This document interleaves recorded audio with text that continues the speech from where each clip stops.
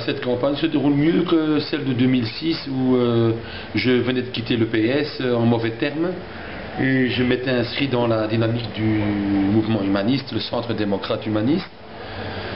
C'était beaucoup plus violent pour moi, plus dur. On m'a arraché beaucoup plus d'affiches en 2006 que cette année-ci. Je trouve que je suis bien accueilli par les commerçants, par les gens, que je suis beaucoup plus aguerri à cette fonction parce que je l'ai exercée pendant 6 ans. Donc j'ai vu les textes, je sais c'est quoi un budget, je sais c'est quoi un marché public. Donc j'ai des connaissances que je n'avais pas nécessairement quand initialement je suis devenu, j'allais dire entre guillemets, conseiller communal à la 11e place de la liste CDH en 2006.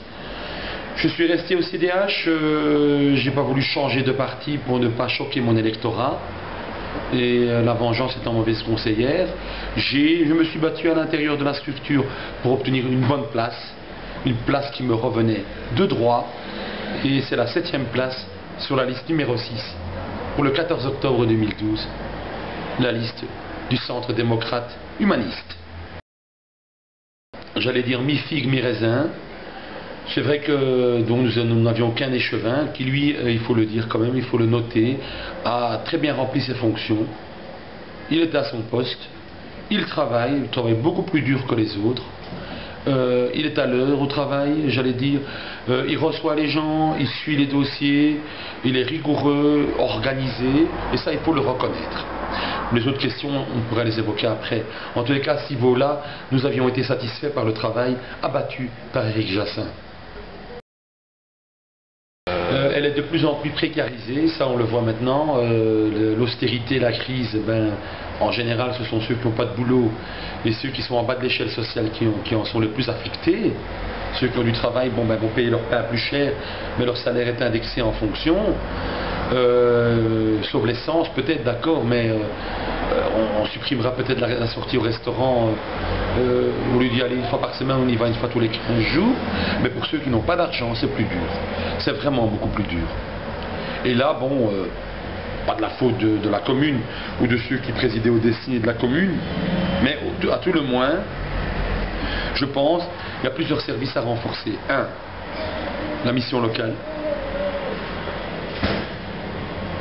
Plus d'assistants sociaux, des locaux plus grands et des formations qui mènent à un emploi, pas des pré-formations.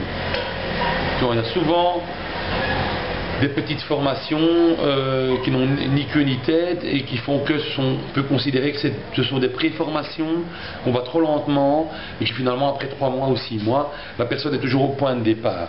On veut toujours envoyer beaucoup de gens dans le bâtiment, mais elles sont incapables de travailler là-dedans, elles n'ont pas le rythme ou l'habileté avec les mains. Donc on oriente mal les gens. Puis le problème, c'est que la mission locale fait peut-être beaucoup pour la formation, mais très peu pour l'outplacement. Elle ne place pas les gens. Elle ne favorise pas, en fait, elle ne fait rien au niveau du placement des gens dans un emploi. C'est pas évident, mais il y a peut-être des gens qui ont déjà un profil. Alors je sais, on va me dire, voilà, bon, par exemple, il y a quelques années, il y a déjà quand même une dizaine d'années, la commune payait les formations loi Tobac, plus contrôle des personnes, et là on sait qu'on a un taux d'accès à un emploi presque directement, dans 9 cas sur 10, si la personne est dans les conditions, qu'elle n'a pas de casier judiciaire, qu'elle est clean, bien là on sait que par exemple c'est pas de l'argent qui est jeté par la fenêtre. Là, la commune n'a rien fait à ce niveau-là, je veux dire la mission locale. Là, on devrait renforcer au moins ce genre de formation-là. Formation jardinier, ça ils le font, mais il y a beaucoup de gens qui demandent. Et puis, la région forme aussi des gens pour le permis C, plus ADR, plus remorque, etc. Mais il y a beaucoup de gens qui demandent. Et là, ils disent, c'est nécessaire d'aider davantage de demandeurs d'emploi, en telle manière que l'on puisse vraiment les replacer sur le marché du travail et qu'on puisse avoir des résultats. Faire un effort particulier pour démarcher auprès des directeurs d'hôtels, former les gens en fonction des métiers qui existent dans les hôtels, envoyer les gens en stage d'immersion, même en Angleterre, ou en Espagne, ou en Italie, afin que les gens jeunes, demandeurs d'emploi, présentables, deviennent bilingues ou trilingues. Comme ça, ils accroissent leurs chances. c'est partiellement vrai, et puis c'est faux, parce qu'ils engagent peut-être pour des fonctions, parce que les demandeurs d'emploi, tel au doigt, on connaît leur profil et leur niveau d'études. Souvent, ils n'ont même pas le CESS, ils n'ont pas de néerlandais, ou ils n'ont pas ce que l'on recherche pour des communes, des juristes ou des comptables.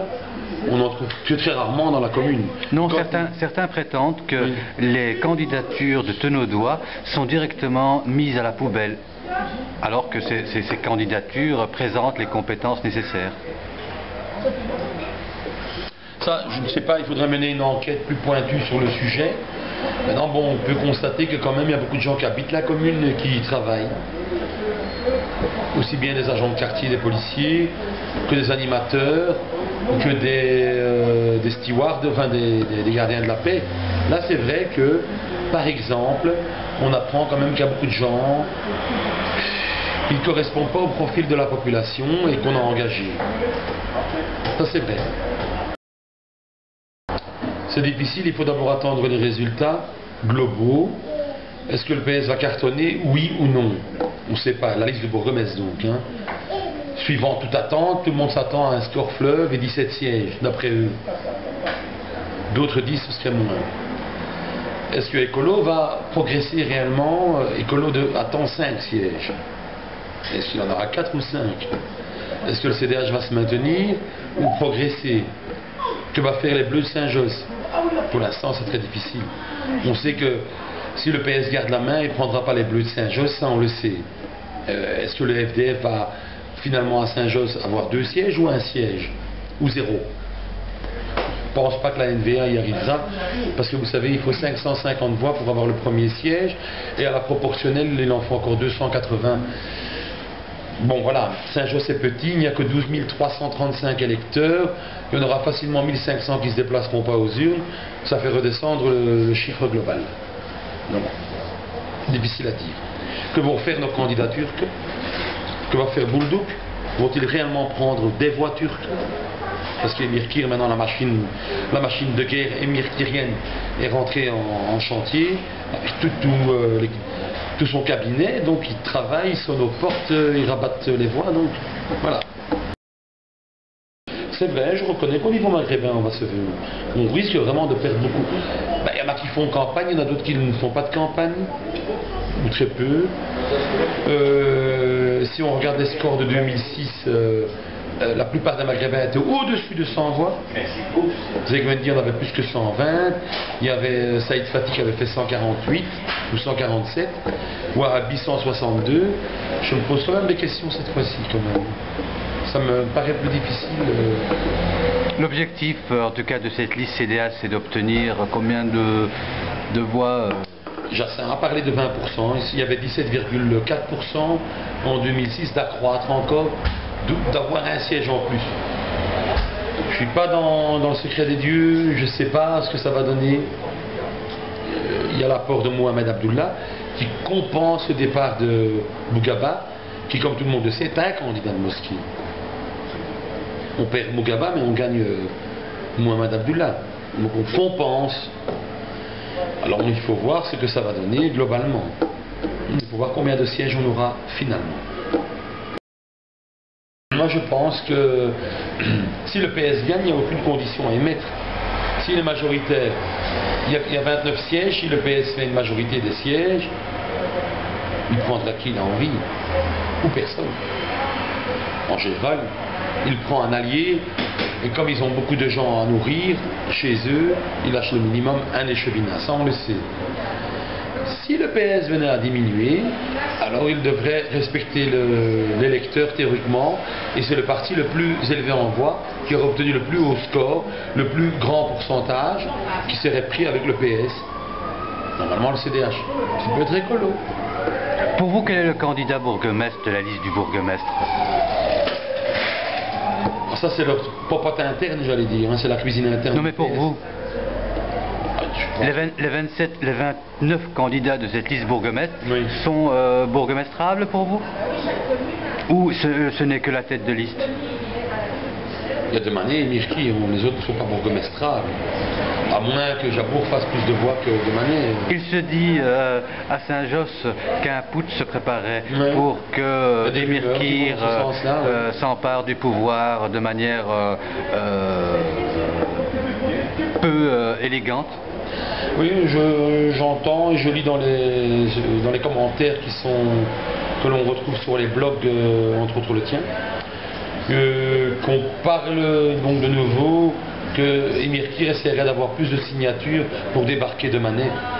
Bon, de Manet c'est un vieux loup et à mon avis il a plus d'un tour de passe-passe dans son sac.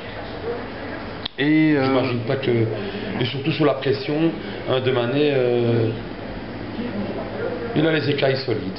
Je pense qu'on doit encore compter sur de Manet 3 ans ou peut-être 6 ans.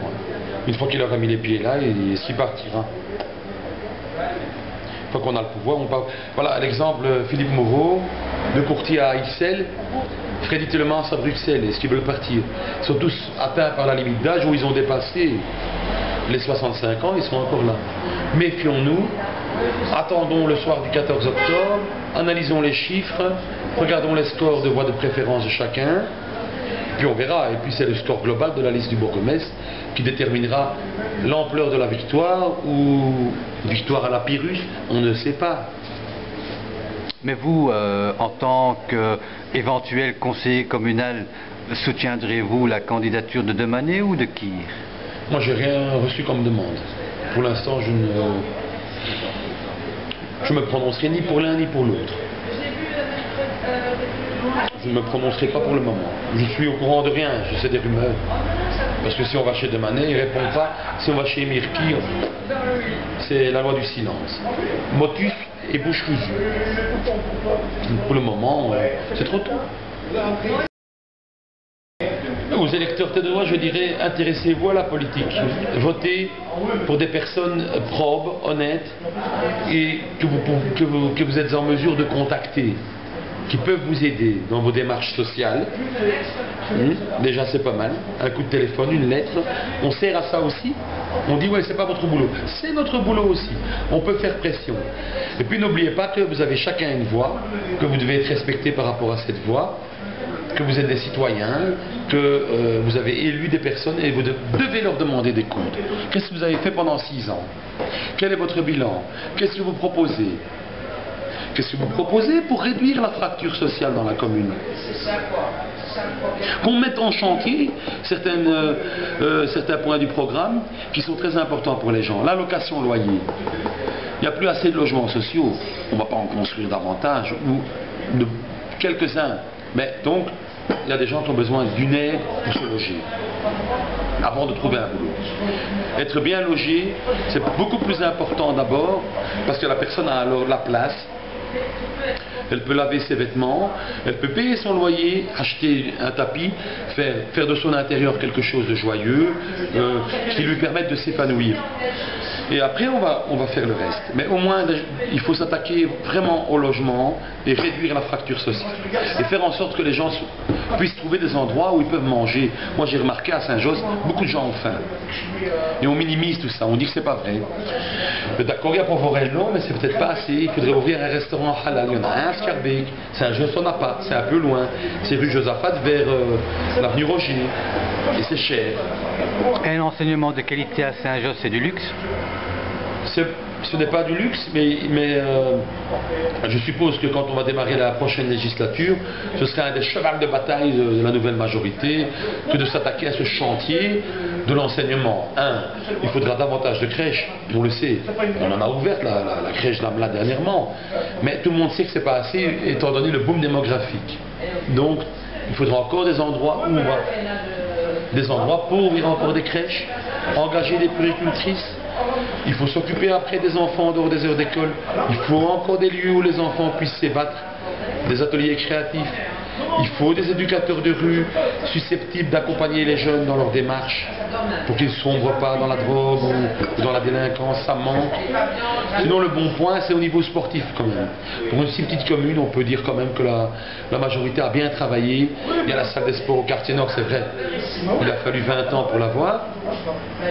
Il y a la salle Guy Gudel, il y a la salle du lycée communal, il y a une salle de musculation, il y a du kickboxing, il y a de la boxe. Je trouve que c'est pas mal pour une petite commune. Merci. Donc, il y a le niveau social doit encore être renforcé.